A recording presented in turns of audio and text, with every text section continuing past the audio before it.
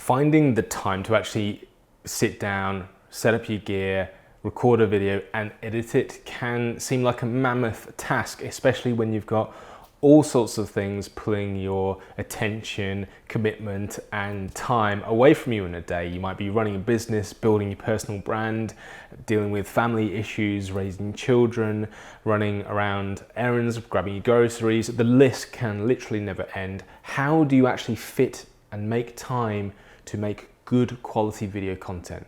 That's what we'll be covering in today's video. Hey guys, it's Nick from No Time, Money or Skill here, the place to come to learn everything there is to know about making great looking DIY video so that you can grow your personal brand with video. Sounds great. I have my toddler, 1.5 years old, about 20 feet away from me right now, sleeping on nap time. Now, usually I'm relieved for a little bit of quiet time, but right now I feel some heart palpitations because I know any minute, he's been asleep for about an hour, any minute now, I'm gonna hear some screams through the door.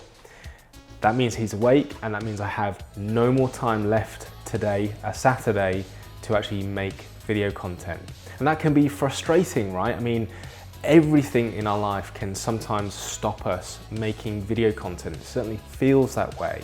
Whether we're super busy focusing on our job and our day-to-day or raising children, like I said, it can seem like almost an impossibility to carve out time and also make sure that our video content stays consistently the same, i.e. good, and hopefully getting better with each video you make. Well, I thought that really you just need to start breaking your time down into the 4 components of making a video. So let's go through that today.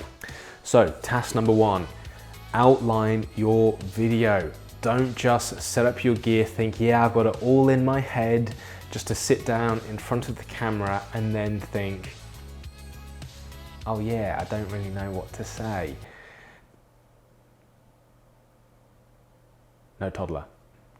No toddler. You need to know what you're gonna say ahead of time and where possible, practice it. So I would actually say on a day that you're not filming, start running through the content in your head as you're running through other errands. When you do get to sit down in front of a computer, script out or at least outline the main talking points of your video. Practice for a little bit until you feel you are comfortable that when you sit down in front of a camera, you're ready to actually deliver the content in the best way possible. That's how you can really know that you're gonna best utilize your time when you come time to record.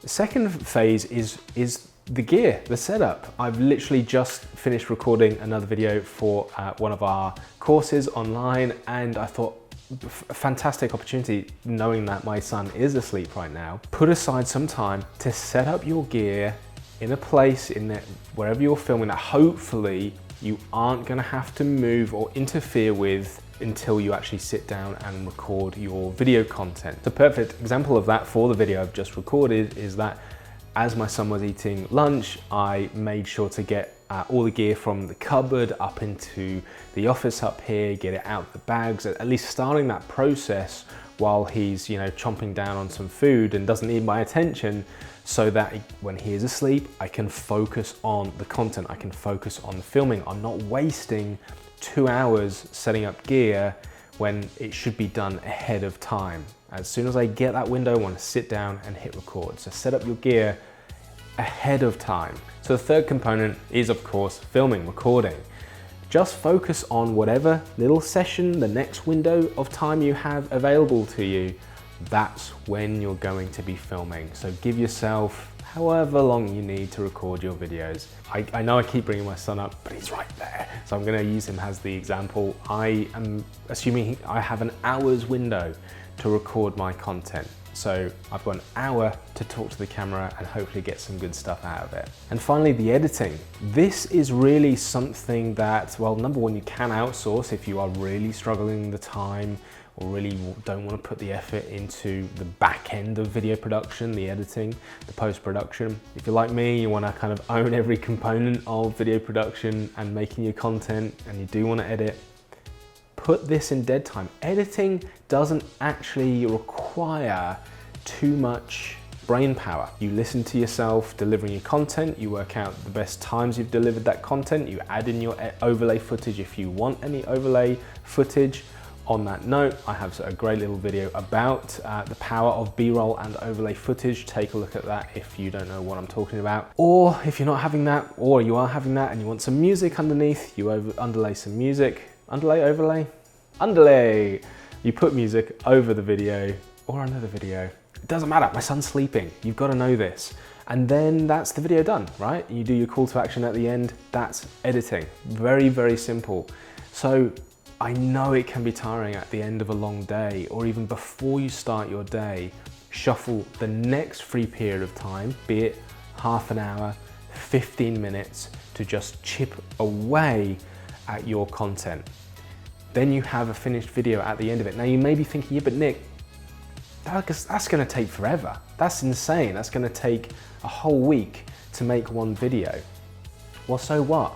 If it takes 1 week to make a video that you're doing a little component each and every day, think how quickly you'll build a habit towards making a part of a video each and every day.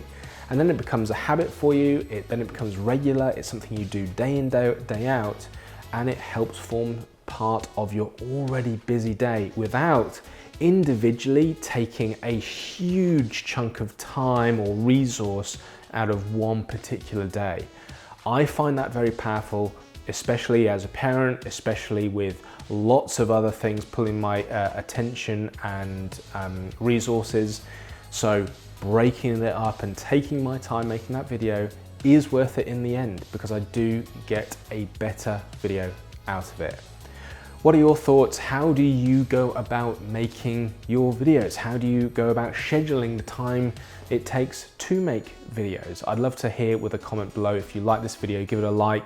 Consider subscribing for more DIY video tips. We can help you make great content, I promise.